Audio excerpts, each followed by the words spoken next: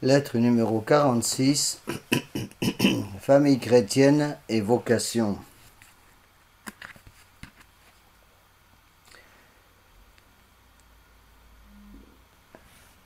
Introduction. Le nombre des vocations dans la tradition en France est ridiculement petit. Toutes nos chapelles réunies ont peine à présenter chaque année une vingtaine de jeunes lévites aux portes du séminaire.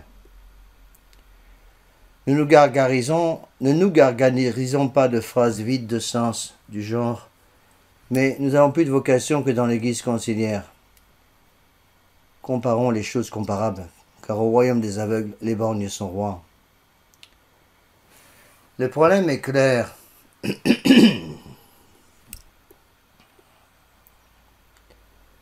Nous avons peu de vocation parce que nous avons peu de familles qui vivent comme des familles vraiment chrétiennes. Les vocations ne se développent pas de façon spontanée. Dieu donne la vocation, mais cette graine surnaturelle ne pourra ordinairement porter son fruit que si elle est plantée dans un terrain propice. La famille chrétienne, la vraie famille chrétienne, la sainte famille chrétienne. Nos adolescents se sont laissés contaminer par le poison du libéralisme et du laïcisme révolutionnaire. Poison qu'ils ont respiré en général en famille, par tous les pores de leur peau. C'est la liberté, je suis libre de faire ce que je veux, si ça me plaît je le fais. Égalité, nous sommes tous égaux. Toute forme de soumission ou d'obéissance représente une violation inqualifiable de mes droits. Fraternité, nous sommes tous frères. Toutes les religions possèdent donc des valeurs de salut. Face à cette trilogie révolutionnaire, il faut présenter aux âmes de nos enfants le triptyque de la foi catholique. La croix, qui évacue la liberté révolutionnaire. Le tabernacle, qui élimine l'égalité révolutionnaire. Et la très sainte Vierge Marie, qui écrase de son pied la fraternité révolutionnaire.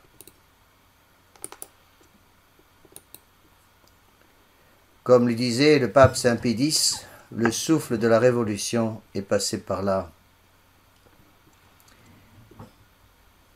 L'esprit du monde, l'esprit de la révolution ont pénétré dans le sanctuaire de la famille chrétienne et cet ouragan a tout emporté.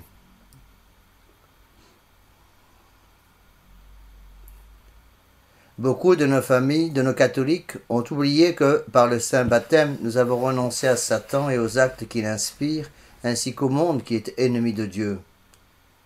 Rénovation des engagements du baptême pendant la vigile pascale. La croix et la liberté. La croix est le centre de gravité de la foi catholique. Par elle, notre Seigneur nous a rachetés, et par elle, elle nous fait comprendre l'importance des vertus de pénitence et d'obéissance et des notions de dépendance.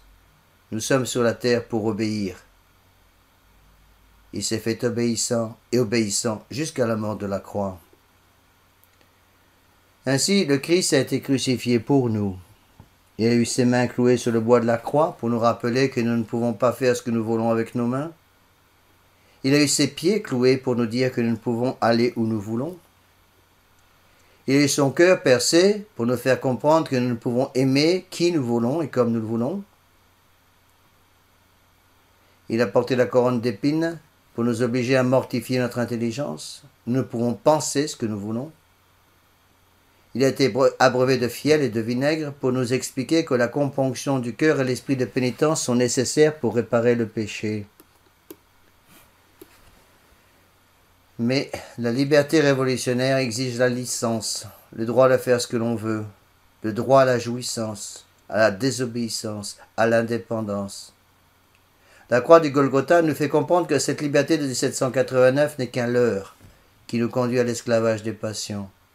La croix de la rédemption, au contraire, nous prêche la vraie liberté, celle qui nous confère la faculté de se mouvoir dans le bien, car celui qui commet le péché est esclave du péché. Saint Jean 8, 34. Le pape Léon XIII l'explique bien dans son encyclique Libertas de 1888. Dans une société d'hommes, la liberté digne de ce nom ne consiste pas à faire tout ce qui nous plaît, Ce serait dans l'État une confusion extrême, un trouble qui aboutirait à l'oppression. La liberté consiste en ce que, par les secours à des lois civiles, nous puissions plus aisément vivre selon les prescriptions de la loi éternelle. La croix sera donc fièrement exposée dans toutes les familles chrétiennes. Elle rappellera aux enfants qu'ils doivent obéir à leurs parents, voyant dans leur autorité une participation à l'autorité divine. Père Tout-Puissant, de qui provient toute paternité, conservez dans nos cœurs le respect de nos parents. Accordez-leur une bonne santé, mettez en eux le sentiment sacré de votre autorité. Luscanet. Cette croix rappellera aux parents qu'ils doivent toujours se comporter de telle façon que leurs enfants puissent voir le Christ qui agit derrière tout ce qu'ils font. Parents, prenez vos responsabilités. Donnez à vos enfants l'obéissance, l'esprit d'obéissance, de pénitence et de discipline. Apprenez-leur à avoir des horaires, à manger de tout, à ne pas se plaindre, à faire leur lit, leur lit et nettoyer leur chambre, à se tenir correctement à table, à éviter le style négligé et débraillé.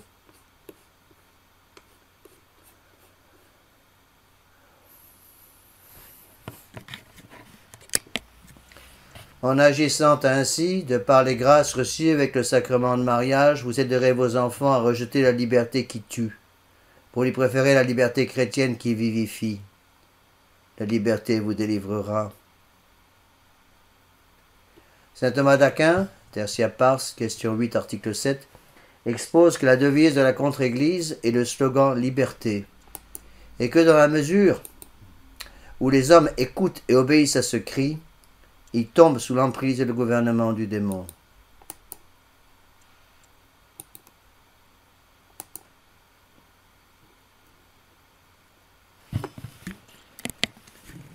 Le tabernacle et l'égalité. Notre Seigneur Jésus-Christ est présent substantiellement par la présence réelle dans le tabernacle avec son corps, son sang, son âme et sa divinité. La créature va donc tomber à genoux devant le Saint-Sacrement pour adorer la divinité. Ce faisant, elle reconnaît la différence infinie qui existe entre le Créateur et ses créatures. Il faut rendre à chacun ce qui lui est dû, à Dieu les droits, à la créature les devoirs. L'homme devient grand quand il accepte de se mettre à genoux devant son maître. C'est en acceptant de se mettre à genoux que Charles de Foucault se convertit, terrassé par la grâce. La foi en la présence réelle donne le véritable esprit de religion, d'adoration. C'est la porte ouverte à la sainteté. Nous reconnaissons alors notre dépendance totale face à notre Créateur. L'esprit d'adoration nous fait éviter le piège de l'égalité révolutionnaire.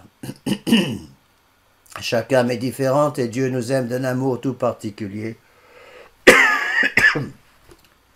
L'égalité n'existe donc que dans le cerveau fumeux des révolutionnaires.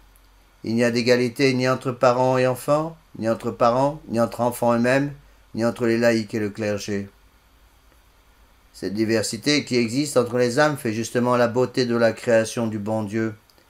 De la même façon qu'une prairie en fleurs sera bien plus belle à contempler si les fleurs sont de différentes espèces et de différentes couleurs. Protégeons nos enfants contre cette fausse conception de l'égalité en leur donnant une véritable piété.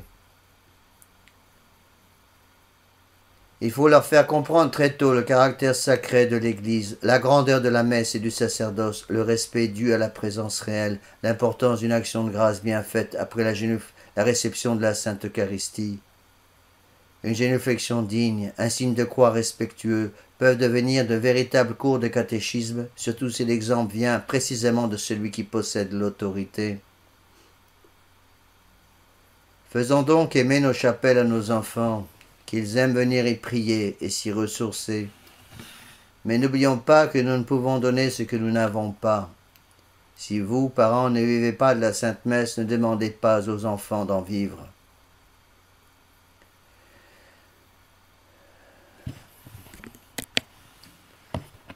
Sainte Thérèse de l'Enfant Jésus comprit l'importance de la Sainte Messe en voyant les larmes qui coulaient sur les joues de son Père à chaque fois qu'il y assistait.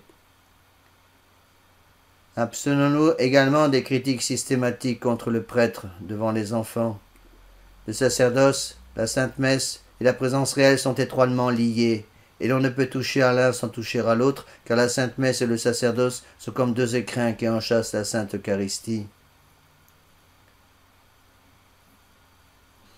Le degré de vraie piété d'une famille catholique est donc directement proportionné au degré de vraie piété à l'égard du très saint sacrement.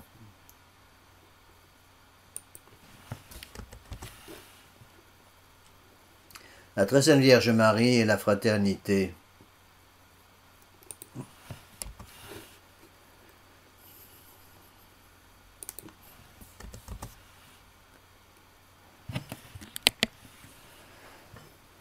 Le Christ, avant de mourir, a voulu nous donner sa mère pour qu'elle devienne notre mère. Notre-Dame était mère du corps physique de son divin Fils, elle sera en charge de son corps mystique, à savoir l'Église. Mère, voici votre Fils, Fils, voici votre mère. Notre-Dame nous a donc adoptés au pied de la croix et elle nous aime d'un amour maternel. Mais elle nous aime avec le regard de la foi et non pas avec des sentiments mielleux. Elle nous aime pour nous conduire à la croix, pour nous amener à celui qui est l'unique voie, la vérité et la vie. L'unique vérité et l'unique vie. Elle veut mettre en nos âmes un grand désir de sainteté. Pour cela, il faut arrêter d'aimer les choses de ce monde et apprendre à dominer ses affections et sa sensualité. Pour parler de véritable fraternité, il faut accepter un Père commun. Nous avons un Père commun qui est Dieu et une Mère qui est la très sainte Vierge Marie. Ceux qui refusent Dieu et sa Sainte Mère ne sont donc pas nos frères. Nous entrerons dans cette grande fraternité divine, qui n'a rien à voir avec la fausse fraternité révolutionnaire, si nous acceptons de regarder la croix et notre Sainte Mère debout au pied de cette même croix. La vraie dévotion envers Notre-Dame entraînera la coupure avec l'esprit du monde. Il faut devenir un digne fils de la Sainte Vierge et le prouver par une dévotion pratique, c'est-à-dire en manifestant notre amour pour notre Mère du ciel, en se reconnaissant comme son enfant. Un enfant de Marie se reconnaît donc par la pratique des vertus mariales, surtout l'humilité, l'obéissance et le refus de l'esprit du monde. Sans ces vertus dites passives, on ne peut prétendre à ce titre d'enfant de Notre-Dame.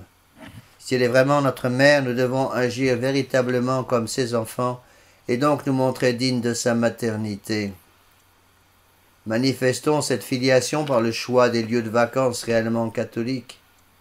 Un enfant de Marie n'a rien à faire sur une plage de la Côte d'Azur en pleine journée d'été. La Mère de Dieu doit pleurer à chaudes larmes de voir un enfant qui se prétend son fils ou sa fille se dandiner dans une boîte de nuit au son d'une musique que les sauvages eux-mêmes rejetteraient sans doute avec horreur. Que dire également de ces jeunes filles qui communient chaque dimanche à l'ombre de la statue de Notre-Dame et qui s'habillent tranquillement comme des femmes de mauvaise vie pendant le reste de la semaine? Ou de ces personnes bien sous tous les rapports qui perdent leur temps et leur âme à regarder la télévision, le tabernacle du démon?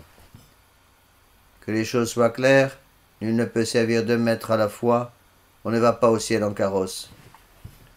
Tout dévoué en notre Seigneur Jésus-Christ et sa très sainte Mère.